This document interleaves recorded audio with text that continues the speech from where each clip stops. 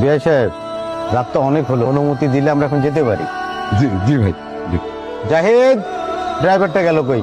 বাবা, পরীক্ষায় তো সবসময় আমার নামায় দিয়ে আসছে, আজকে শেষবারের মতন কও না, পরীক্ষায় যেন আমার নামায় দিয়ে আসে। ফরিদ বাবা, তুমি আজকে ওরে দিয়ে আসো, বাড়ির একজন সঙ্গে থাকা ভালো। নাও গাড়ির চাবি নাও।